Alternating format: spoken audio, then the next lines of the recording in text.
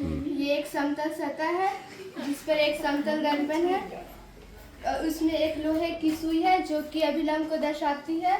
उस पर एक कांच की पट्टी है जो आपतित किरण को दर्शाती है और एक दूसरी कांच की पट्टी है जो परावर्तित किरण को दर्शाती है। इस पर एक स्क्रीन लगा हुआ है। अब चलिए हम अलग अलग कोण पर रख कर देखते हैं कि आपतन कोण परावर्तन कोण के बराबर होता है या नहीं। अब आप आपतित किरण के लिए इस कांच की पट्टी को सेट कर रहे हैं। कितने डिग्री पर सेट किए हैं? 60 डिग्री पर। तो आपतित किरण 60 डिग्री पर सेट है। अभिलंब के साथ वह 60 डिग्री का एंगल बना रहा है। इसका मतलब आपतन कोण हमारा 60 डिग्री होगा। अब यह देखने की कोशिश करते हैं कि क्या परावर्तन कोण भी 60 डिग्री हो पाता है या नहीं। अब आप आपतित किरण दें जो कि दर्पण पर टकराए। ठीक है। अब हम इस स्क्रीन वाली पट्टी को एडजस्ट करके उस जगह पर लाते हैं जहां पर इस पर परावर्तित किरण बन पाए।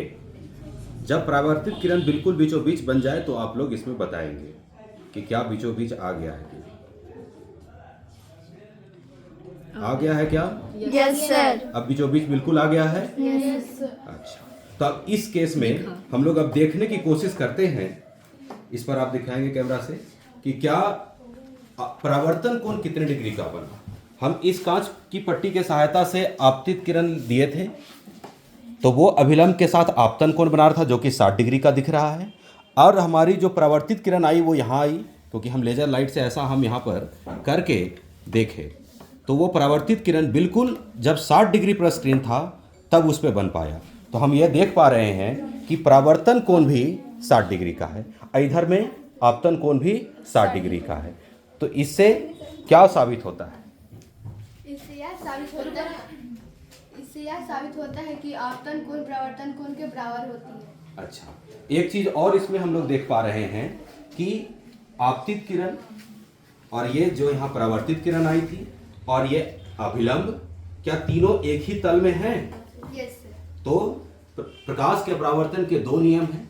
प्रथम नियम कहता है कि आपतित किरण वह किरण है जो कि दर्पण पर पड़ती है और जब वो टकरा के लौटती है तो जो टकरा के किरण लौट रही है वो कौन सी किरण होगी? परावर्तित किरण। और आपका दर्पण के सामने से उसके जो 90 डिग्री पे बना हुआ जो कोई भी सतह होगा वो क्या होगा? अभिलंब होगा। तो हम यहाँ पे ये देख रहे हैं कि आपतित किरण, परावर्तित किरण एवं अभिलंब तीनों क्या है? एक ही सतह में है। तो यह इससे क्या होता है कि भाई पहला नियम हमें इजीली समझ में आ पाता है। हम ये एक्सपेरिमेंट के सहायता से पहला नियम को भी देख पाते हैं। और दूसरा नियम कह रहा था कि आपतन कोण परावर्तन कोण के बराबर होता है। तो हम यह देख पा रहे हैं कि हम अभी 60 डिग्री पर आपतन कोण को सेट किए हैं तो परावर्तन कोण भी एग्जैक्टली 60 डिग्री हो रहा है। अब कोई और एंगल पे सेट करके देखते हैं। लगाइए किसी और एंगल पर। 40 डिग्री आप बोर्ड पर दिखा देंगे। 40 डिग्री है, 40 डिग्री का है। अब इस पे फिर आप आपतित किरण दीजिए। अब देखते हैं हम लोग फिर परावर्तित किरण को इस बार सेट करके। अब अभी हमारे स्क्रीन पर परावर्तित किरण नहीं आ रही है लेकिन अब इसको हम जब एडजस्ट करते करते पहुंचेंगे तो एक जगह ऐसा आएगा जहां पर बिल्कुल बीचों बीच परावर्तित किरण आ रही होगी। क्या आ गया है क्या? Yes sir. तो अब हम इस एक ऐसा स्थान है जहां पर आपतित किरण टकराकर दर्पण से परावर्तित किरण बन के आ जा रही है। अब आइए देखते हैं कि कितने डिग्री पर यह बना। तो जब आप इस पे सतह पर देखेंगे तो अभी परावर्तित किरण की जो कांच की पट्टी है वो बिल्कुल 40 डिग्री के एंगल पर आ रही है। इधर हमारा आपतित किरण भी बिल्कुल 40 डिग्री के एंगल पर था। तो इससे हम ये वेरीफाई कर पा रहे हैं कि अलग अलग एंगल रखें फिर भी आपतन कोण परावर्तन कोण के बराबर ही होता है। तो जो प्रकाश के परावर्तन के जो दो नियम हम किताब में पढ़ते हैं वो दोनों हम एक्सपेरिमेंटली भी बिल्कुल ही समझ पाते हैं। यही है।